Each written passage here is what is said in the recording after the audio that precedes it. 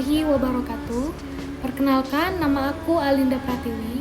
Aku dari Prodi BKI kelas 1D dengan NIM 25140210. Di sini saya akan mempresentasikan sebuah makalah yang berjudul Sejarah dan Perkembangan Bahasa Indonesia. Bahasa Indonesia berasal dari bahasa Melayu. Hubungan antara bahasa Melayu dengan bahasa Indonesia sangatlah erat, karena bahasa Indonesia pada dasarnya merupakan bentuk standar dari bahasa Melayu yang telah mengalami proses kodifikasi dan modern.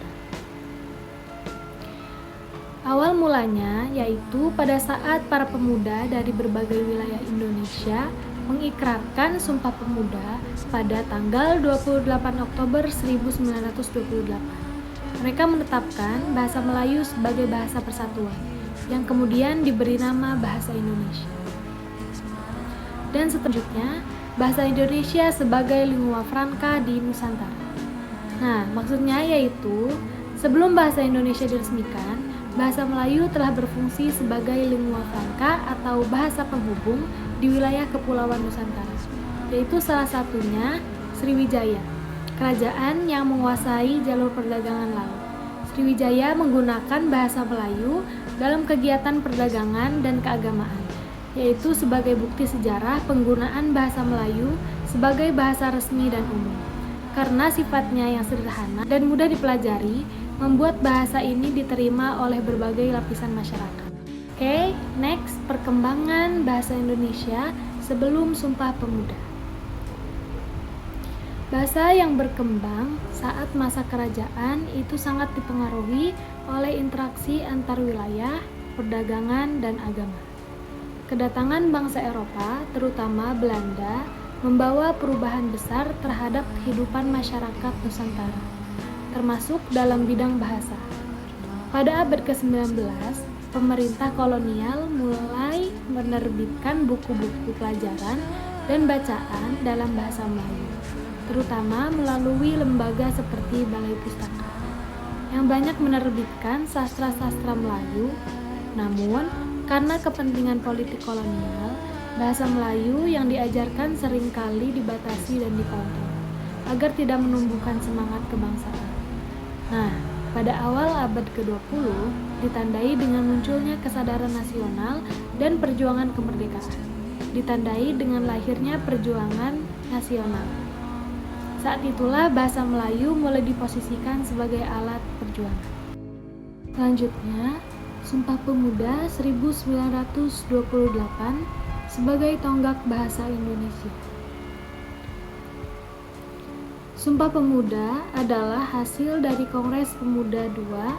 Kongres ini dihadiri oleh berbagai organisasi pemuda yang diselenggarakan pada tanggal 27 sampai 28 Oktober 1928. Sebelum Sumpah Pemuda, rakyat di Nusantara berbicara dalam ratusan bahasa daerah yang berbeda.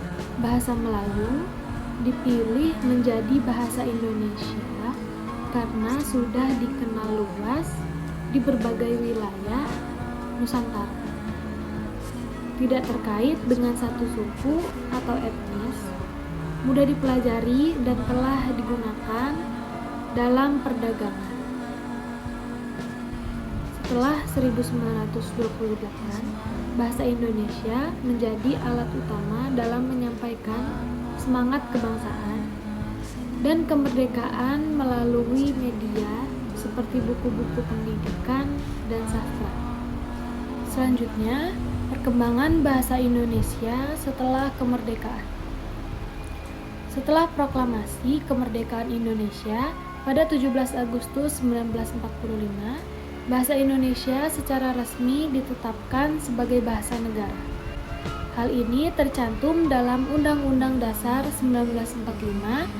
Makna penting dari pasal ini adalah legitimasi hukum, yaitu bahasa Indonesia bukan sekedar alat komunikasi, tetapi memiliki kedudukan strategis sebagai bahasa negara yang digunakan dalam pemerintahan. Fungsi ini menjadikan bahasa Indonesia sebagai pilar penting dalam menjaga kesatuan nasional. Selanjutnya, identitas nasional, yaitu bahasa Indonesia diposisikan sebagai bagian tak terpisahkan dari jati diri bangsa sejak masa perjuangan kemerdekaan hingga era modern. Bahasa Indonesia memainkan peran penting dalam membentuk dan memperkuat kesadaran kebangsaan. Bahasa Indonesia tidak hanya berfungsi sebagai alat komunikasi, tetapi juga sebagai identitas kolektif bangsa Indonesia, yaitu bagian tak terpisahkan dari jati diri bangsa. Nah, menjaga kesatuan, menggunakan dan mengembangkan bahasa Indonesia secara baik dan benar adalah tanggung jawab seluruh rakyat Indonesia sebagai bentuk cinta tanah air dan kebanggaan terhadap bangsa sendiri. Dan yang terakhir yaitu alat pemersatu, yang artinya bahasa Indonesia tetap berperan menyatukan masyarakat dari berbagai latar belakang, budaya, dan bahasa daerah. Contohnya dalam dunia pendidikan, seorang mahasiswa dari Serang bisa belajar di sekolah bersama siswa dari Bandung, Madura, Jawa, dan Papua karena semua pelajaran diajarkan dalam bahasa Indonesia. Tanpa bahasa Indonesia, proses belajar mengajar tak terhambat karena daerah memiliki bahasa sendiri. Faktanya, saat kemerdekaan, hanya sekitar 5% penduduk Indonesia yang fasih berbahasa Indonesia. Namun, berkat program pendidikan dan penyiaran, jumlahnya meningkat drastis pasca kemerdekaan. Seiring berjalannya waktu, bahasa Indonesia mengalami perubahan sistem ejaan untuk menyederhanakan, menyesuaikan, dan menstandarkan Indonesia di era globalisasi. Dalam era globalisasi, bahasa Indonesia menghadapi berbagai tantangan serius terkait dominasi bahasa asing, terutama bahasa Inggris. Dalam beberapa hal, istilah asing membantu perkembangan ilmu pengetahuan dan teknologi, terutama jika belum ada padanan kata yang tepat dalam bahasa Indonesia. Contohnya, digunakan dalam dunia teknologi karena lebih praktis dan belum ada istilah lokal yang umum digunakan. Namun, jika digunakan secara berlebihan tanpa alasan yang jelas, istilah asing bisa berdampak buruk terhadap penggunaan dan pelestarian bahasa Indonesia. Dalam konteks pendidikan, bisnis, media, hingga pergaulan anak muda, bahasa asing kerap dianggap lebih prestisius dan modern dibandingkan bahasa Indonesia.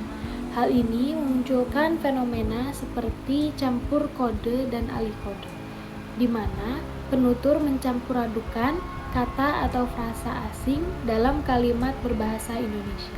Fenomena ini bukan hanya menguburkan struktur bahasa yang baku, tetapi juga mengikis kebanggaan terhadap bahasa nasional sebagai identitas budaya bangsa. Di sisi lain, dunia digital justru memberikan peluang besar bagi bahasa Indonesia untuk berkembang dan menjangkau audiens yang lebih luas. Penggunaan bahasa Indonesia dalam media sosial, blog, video, dan podcast telah menjadi sarana penting dalam mengekspresikan pikiran, informasi, dan budaya secara modern. Media sosial memberi ruang bagi pengguna untuk berkreasi dengan bahasa Indonesia, baik melalui humor, puisi, cerita pendek, slogan, meme, atau istilah gaul yang tetap mencerminkan budaya lokal. Secara kebijakan, negara telah menetapkan bahasa Indonesia sebagai bahasa resmi melalui Undang-Undang Nomor 24 Tahun 2009, serta mendorong penggunaannya dalam ruang publik, administrasi, dan pendidikan. Di bidang digital, Badan Pengembangan dan Pembinaan Bahasa meluncurkan Kamus Besar Bahasa Indonesia, yaitu bertetapan dengan peringatan Hari Sumpah Pemuda. Tanggal ini dipilih karena memiliki makna simbolis sebagai momentum persatuan bangsa, di mana bahasa Indonesia dijunjung sebagai bahasa persatuan. Selanjutnya, dalam kebijakan negara, yaitu program diplomasi budaya, semakin diperluas ke berbagai negara sebagai bagian dari strategi internasional bahasa. Hingga kini, bahasa Indonesia telah diajarkan di lebih dari 50 negara dan diusulkan sebagai bahasa resmi ASEAN. Di tengah kuatnya arus globalisasi, upaya ini menunjukkan bahwa bahasa Indonesia tidak hanya dilestarikan sebagai warisan budaya, tetapi juga terus dikembangkan sebagai bahasa modern dan relevan secara global. Melalui diplomasi budaya, bahasa Indonesia diperkenalkan kepada masyarakat dunia, termasuk melalui pengajaran bahasa Indonesia untuk penutur asing. Program diplomasi budaya memberi banyak keuntungan bagi bahasa Indonesia, seperti meningkatkan visibilitas global, memperluas peminat, memperkuat identitas bangsa, serta membuka peluang kerja dan kolaborasi lintas negara. Dengan memperkenalkan bahasa Indonesia melalui diplomasi budaya, Indonesia tidak hanya menyebarkan bahasa, tetapi juga menyebarkan nilai-nilai luhur, kebudayaan, dan semangat kebangsaan kepada dunia. Baiklah, hanya itu yang bisa dapat saya sampaikan. Kurang lebihnya mohon maaf. Wabillahi taufiq wal hidayah. Wassalamualaikum warahmatullahi wabarakatuh.